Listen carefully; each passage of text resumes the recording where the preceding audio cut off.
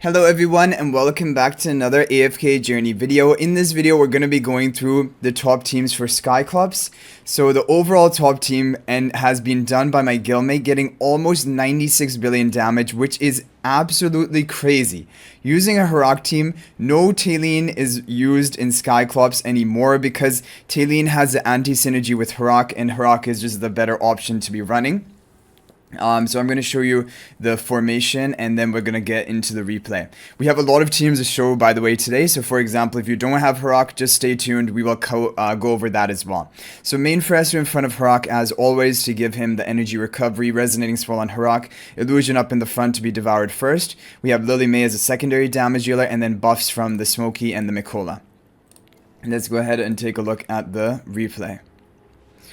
Yeah, I can't believe he got close to 96 billion with this. I've been paying close attention to the AFK Analytica chat to see the high score for today, and I'm pretty sure this is around about there. There's going to be RNG involved in this Harak team. There always is. But yeah, he is really good in SKYCLOPS because you have the summons, which will count as units defeated. So he can charge up to the 2 units defeated, like right there, and gain that 700 energy back from his Supreme Plus ability. Mikola will survive for a while, but then she will be... Or wait, actually, she won't even be the next target to be devoured. It's going to be the Smokey to be devoured next. And this is a good thing because then Mikola's haste buff will be lasting for longer. Onto the Fresser and his illusion for more damage, and even the Lily May and Harak here, everyone's getting the advantage of the haste buff.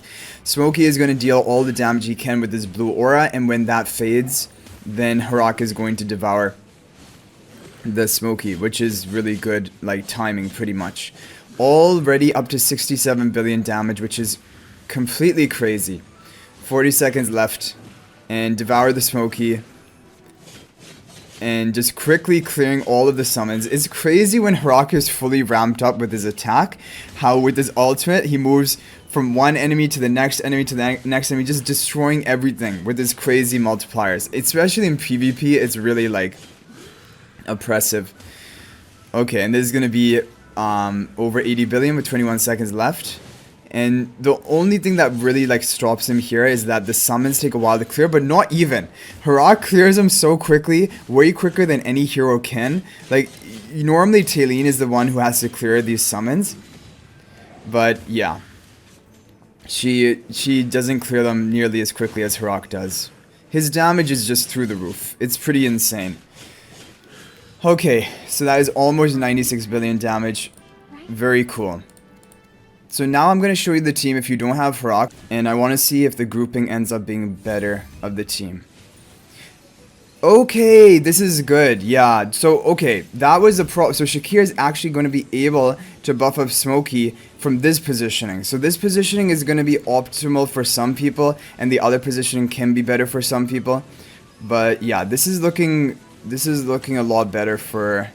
Yeah, for me, definitely this is the better team. Yeah, okay, this is going to blow out the other team out of the water. 40 seconds left, all the way up to 64 billion. And it's all because now Shakir is going to be able to buff up everyone on your team with his Lupine's aura for a higher attack buff value. And also, most importantly, he's buffing up Smokey during the cast of the blue aura to increase his damage output. Yeah, so this is the best. Now Shakir is no longer buffing up Smokey, but it doesn't matter. He's also not... Is he reaching Lily May from this position? I think maybe not. Anyway, this was 69 billion. That looked a lot better. And when you take a look at the damage, Smokey would have dealt more damage in this fight. And I want to keep running this on skip to see whether we can set a new record with this team. But yeah, getting close to 70 billion for me is pretty good. Okay, 64 billion. So getting kind of like... the other score we got. I think it might also be based on RNG of where the Shakir ends up. Here he ended up in the middle position, and that is going to be a 69 billion. Okay, I'll do one more run of this on skip. If it doesn't get a better score, then I'm going to try the other formation and skip it a few times. Okay, there we go. There we go. Almost 71 billion. I think this is the one. This is the one which is working out better for me. Okay, let's try the other one. Okay, so there's a great team to run if you have plus 10 exclusive equipment Shakir, and if you have his Mystic Magic Charms, that will be the best for him. Unfortunately, he's not going to be able to buff up Smokey in this position, but he's going to buff up the rest of your team. So it's not like the overall optimal boss for Shakir to be fighting in, but it's pretty close to that. Yeah, because for the other bosses where he does really well, like Crystal Beetle, is when the boss walks up towards your team, and then Shakir can be buffing up everyone, including Smokey. Same with Lone Gaze, because the boss will move towards the center of the map. But for other bosses, Shakir has a bit of a problem because it's difficult for him to be reaching everyone with his Lupin's Aura, but here he is. Like, Lily May is being reached. And we're using the Greatsword spell just for more attack, because the Greatsword spell provides you a high amount of attack percent. It also provides you attack speed, which honestly doesn't matter that much, and the actual activation of the artifact hardly goes off, so that's not even really a consideration. So it's a bit of a problem that the Fresher Illusion walked over to the right side, because now he's not going to be buffed up by Shakir. And the thing with the Shakir buff is that Shakir's attack buff will be more value the more number of allies that he is buffing up at the same time. We've already broken our previous record, and we still have like 30 seconds left of the battle. But yeah, look at this. We're going to clear the summons a lot slower than compared to Harak, right? Okay, good. So Fres is going to move back over to the left side.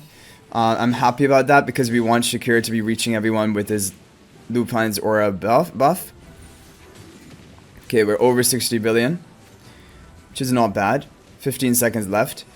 Ludovic will also be a good option to try for this boss, and I have a team using Ludovic and Talene that we're going to try. I don't know if it will get a better score for me. It might do, because Ludovic with his charms as well is going to be dealing a lot of damage to this boss. And Talene will help you clear the summons, because the main issue about this team, as you're noticing, is you don't have a great way to deal with all of the summons. But still, 65 billion damage is not a bad score at all.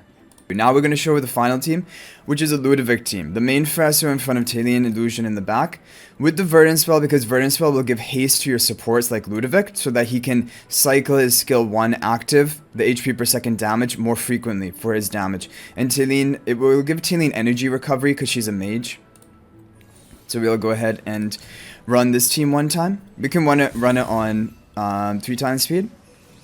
I wish they still had a 2 times speed option, because sometimes, 1 time speed is really slow, but 2 times speed is a nice compromise where you don't want to watch it in complete slow mode, but you can also pay more attention to everything going on.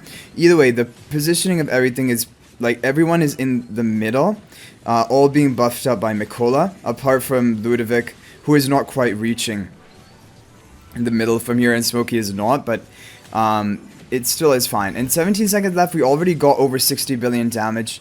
And this is to keep in mind with the Supreme Talene. If you had a Supreme Plus Talene, this has potential of doing better. And this got almost the same score. And so, yeah, I think if you had a Supreme Plus Talene, this team might be better for you. Or maybe we have to keep running the previous team, Greatsword Spell team, for a better RNG.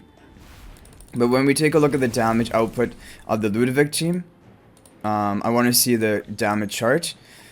Yeah, Ludovic didn't deal that much, but he contributed a good amount, and then Talene as well. Maybe if you don't have the plus 10 exclusive equipment of Shakir, you can go for the Ludovic team, and if you have Talene Ascended. So yeah, these are some great team options you can try, and hopefully one of them can get a good score for you. And the overall best one is the Harak team that we saw, getting a huge record. Even my 71 billion is blown out of the water by the 95, almost 96 billion that Splash set. So anyway, guys, I hope you enjoyed the video. Thank you for watching. That's going to be it for this one. I'll hopefully see you guys in the next video. And until then, everyone, peace out for now.